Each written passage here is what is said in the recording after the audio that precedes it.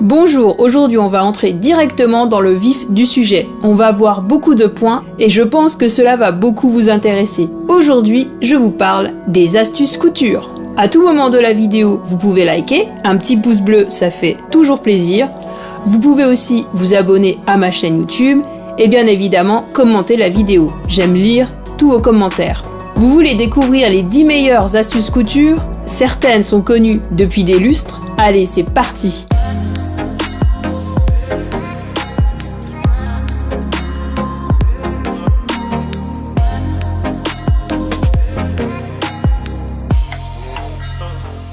Vous galérez en début de couture avec des tissus épais? Il y a une astuce très connue parmi les couturières, c'est ce petit carré rembourré d'un peu de ouatine. On le met juste derrière le tissu. Et je vous explique comment on le fabrique et comment on l'utilise. Ce tissu bien épais, je l'ai enroulé 3 fois sur lui-même.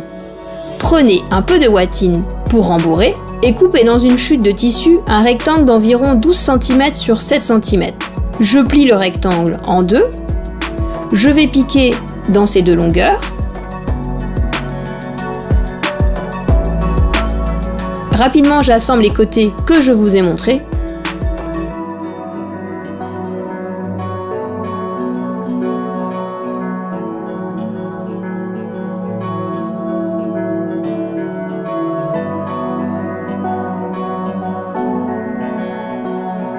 Je retourne l'ouvrage sur l'endroit.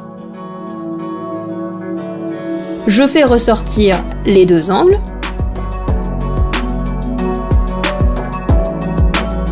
Je prends un peu de ouatine pour rembourrer ce petit sac.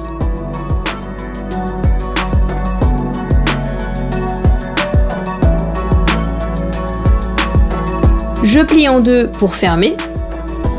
Je vais coudre ces tourlets. Je pique sur toute la longueur.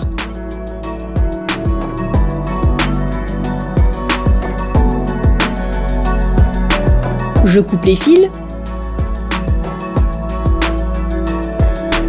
J'ai 6 épaisseurs de tissu. Je vous montre comment bien démarrer cette couture.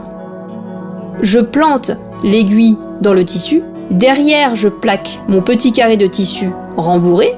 Je descends le pied presseur. Je peux commencer mon point d'arrêt en début de couture. La machine ne patine pas. Elle entraîne la matière correctement.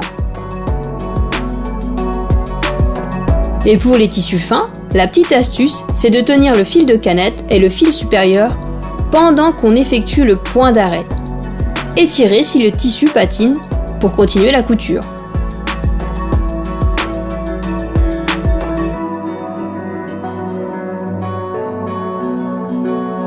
Pour obtenir un joli ourlet de jupe ou de pantalon, la petite astuce, c'est une feuille cartonnée.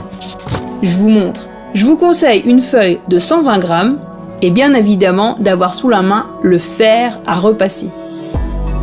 Tracez une première ligne à 1 cm du bord. Puis tracez une deuxième ligne à 3 cm de l'autre ligne. Vous pouvez même tracer plusieurs lignes à 1 cm de chacune. Je plie le tissu sur ma première ligne. Je passe le fer par-dessus pour marquer le pli.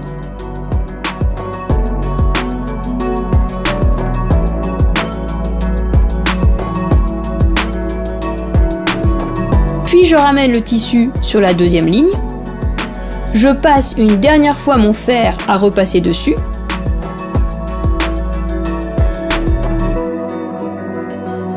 J'obtiens 4 cm facilement sur toute la longueur. Le pli est harmonieux, c'est vraiment facile.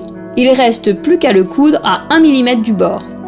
Pour éviter que la couture d'épaule et l'encolure se déforment dans le temps, il est conseillé de poser du stabile-manche ou du ruban d'entoilage. Sinon, l'astuce est d'utiliser du thermocollant, celui qu'on achète au mètre. Eh bien moi, j'en conserve plein de chutes. Je vais doubler une encolure en V. J'ai coupé une parmenture que je vais assembler avec l'encolure. Avant, j'ai besoin de thermocollant. J'ai différentes épaisseurs et je conserve les plus longues chutes. Vous allez tracer des lignes de 1 cm de large sur votre thermocollant. Ensuite, vous les coupez en utilisant vos ciseaux de couture. Comme j'ai coupé dans le biais, cette bande est extensible, c'est parfait.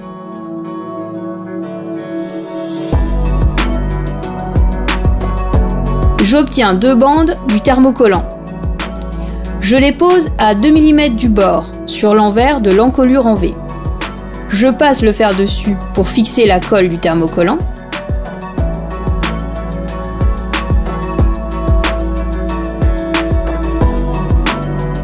Je coupe ce bout de bande, je prends ma parmenture, je glisse mes tissus l'un sur l'autre, endroit contre endroit, et je vais assembler à 1 cm du bord. Sur ma machine, je couds sur toute la longueur. Vous voyez, je pique mes 2 tissus et le thermocollant en même temps.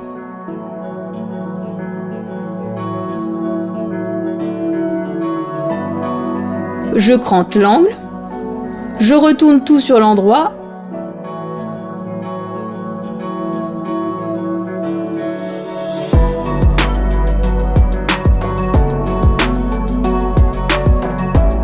Et je repasse ma jolie encolure en V.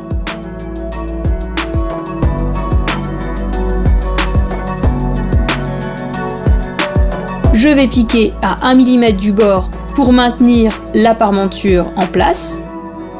Une fois surpiqué avec le thermocollant, ce col ne pourra pas se déformer dans le temps ou très peu. Il va résister au lavage et à bien d'autres choses. Pour retourner facilement vos bretelles et vos ceintures doublées, il y a une petite solution toute bête, pas besoin d'aller acheter une paille, vous pouvez facilement la fabriquer vous-même et je vous montre. Coupez votre feuille en 2, elle devrait mesurer environ 15 par 21 cm. Prenez un crayon fin, je vous conseille une baguette chinoise, puis enroulez le papier tout autour. Commencez par scotcher les bouts. Faites glisser la baguette pour la récupérer. Prenez le temps de scotcher votre paille sur toute la longueur.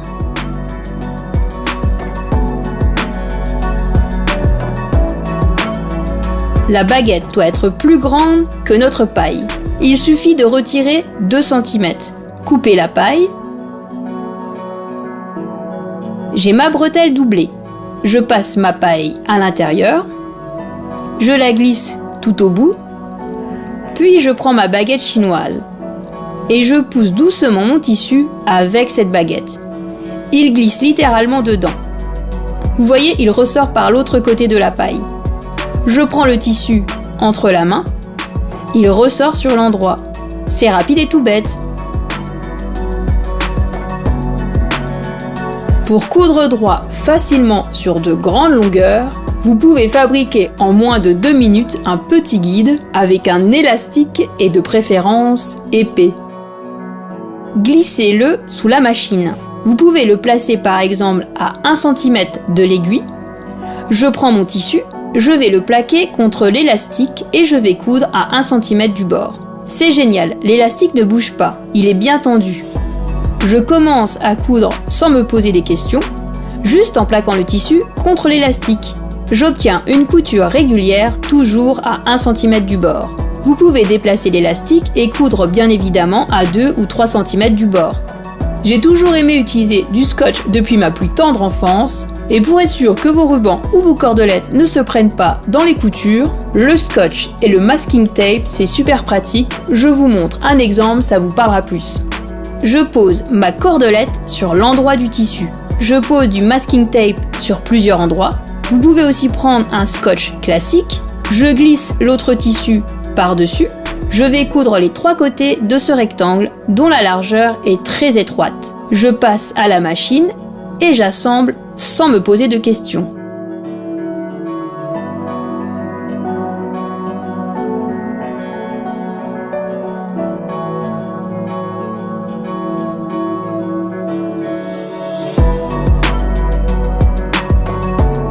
Je retourne sur l'endroit les tissus.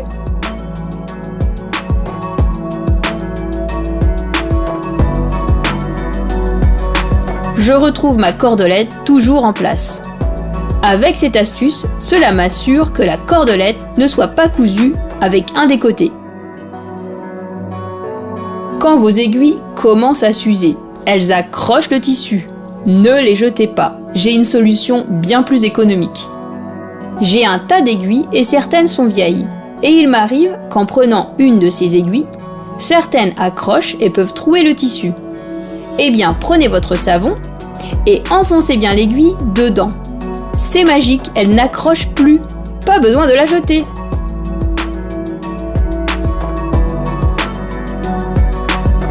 Avant, j'utilisais des aiguilles pour couper sur mon tissu les différentes pièces de mon patron. Le hic, c'est que les aiguilles abîmaient vite le papier. Et pour éviter ce problème, j'ai une astuce, rendez-vous au rayon bricolage. Mon patron était rangé, il est plié en deux. Pour l'aplatir correctement sur le tissu, je pose des rondelles en métal à plusieurs endroits. Je fais le contour de mon patron sur tout le tissu. C'est hyper facile avec le feutre textile lavable. Je vais tracer toutes les longueurs très rapidement.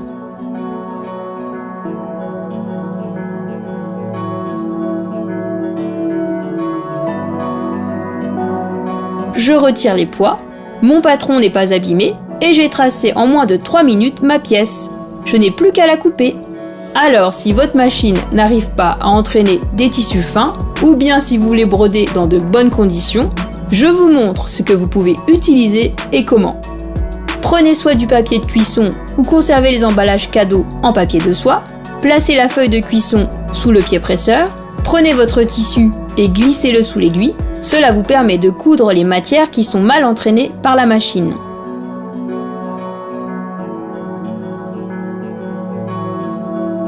La couture sur le devant est belle. Je retourne le tissu. Celle sur l'arrière est bien régulière.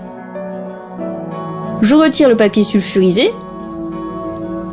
C'est un jeu d'enfant. J'ai découvert le stylo friction. Et c'est super pratique quand on veut tracer les contours de son patron. Si on se trompe, il suffit d'utiliser le fer à repasser. Et comme par magie, ce qu'on a tracé disparaît. C'est super ensuite pour retracer à nouveau. Regardez en image. Je trace avec mon stylo friction les contours du patron. Tant qu'à faire, je mets des rondelles pour éviter que le patron se déplace. Je passe le fer sur le tissu. Les lignes s'effacent par magie.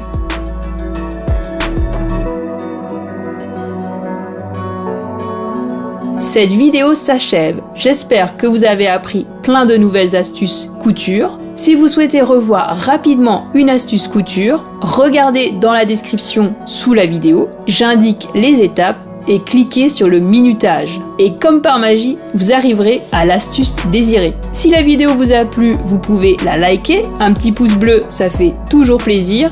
Vous pouvez également vous abonner à ma chaîne YouTube. N'oubliez pas non plus d'activer la petite cloche en bas, cela vous permet de recevoir les prochaines publications. Vous pouvez également me retrouver sur les réseaux sociaux, Facebook, Instagram. Il vous suffit de rechercher dans la barre de recherche Atelier Alaska. J'ai créé une communauté pour partager vos créations et papoter couture. Tous les liens sont indiqués dans la description sous la vidéo. À bientôt pour de nouveaux tutos.